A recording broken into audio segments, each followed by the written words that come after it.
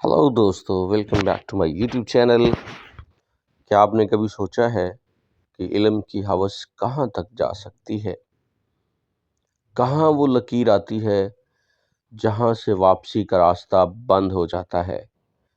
آج میں آپ کو ایک ایسے شخص کی کہانی سناؤں گا جس نے علم، طاقت اور شہرت کی پیاس بجھانے کے لیے اپنی روح کا سودا کر ڈالا۔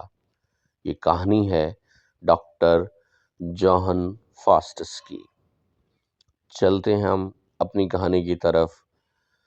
جرمنی کے شہر وٹنبرگ میں ڈاکٹر فاسٹس اپنے وقت کا سب سے بڑا عالم سمجھا جاتا تھا۔ فلسفہ، طب، قانون، الہیات، ہر علم پر اس کی گرفت حیرت انگیز تھی۔ لیکن ایک سوال اسے ستاتا تھا کہ بس یہی سب کچھ ہے؟ کیا انسانی علم کی کوئی انتہا نہیں؟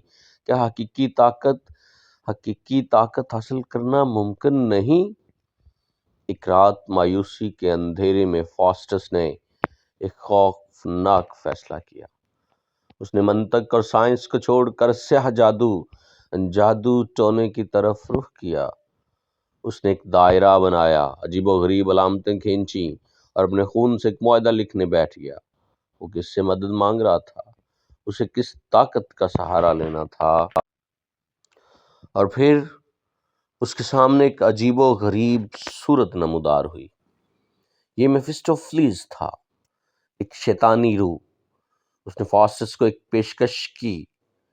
24 سال میں تمہیں ہر وہ چیز دوں گا جس کا تم نے خواب دیکھا ہے، بے پناہ علم، لامحدود طاقت، ہر خواہش کی تکمیل، اور اس کے بدلے صرف ایک چیز، تمہاری روح۔ یہ وہ لمحہ تھا۔ فاسٹس جانتا تھا کہ راستہ دوزخ کی طرف جاتا ہے، لیکن علم اور طاقت کی ہوس نے اس کی عقل پر پردہ ڈال دیا۔ اس نے قلم اٹھایا اور دستخط کر دیے۔ 24 سال کی طاقت کے عوض اپنی روح اس نے شیطان کے حوالے کر دی۔ اور پھر کیا ہوا؟ سمجھ لیجئے، فاسٹس کے پاس جادوئی طاقت آ گئی۔ وہ وقت میں سفر کر سکتا تھا۔ اس نے قدیم یونان کے عظیم ہیروز کو بلایا، ہیلن آف ٹرائے جیسی حسیناؤں سے ملاقات کی، سونے کی بارش کرائی۔ لیکن ہر خوشی کے بعد ایک خلا، ایک تلخی ضرور آ جاتی۔ میفسٹوفیلز ہر وقت اس کے ساتھ ایک وفادار خادم کی طرح، مگر اس کی روح کی گھڑی شمار کرتا ہوا اس کے ساتھ رہا۔ وقت گزرتا گیا، 24 سال، یہ لمحہ قریب آتا گیا۔ فاسٹس پر پچھتاوا چھا گیا۔ اس نے اپنے ساتھیوں، طالب علموں کو مدد کے لیے پکارا۔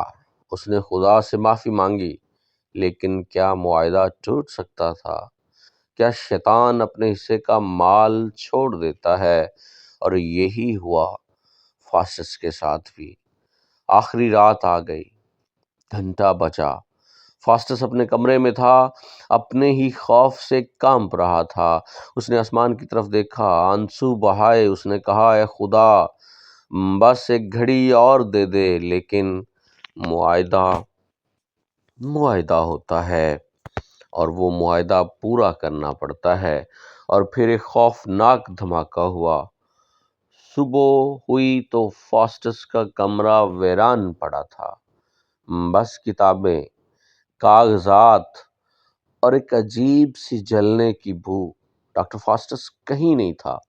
کہاں گیا وہ؟ اس کی روح کا کیا ہوا؟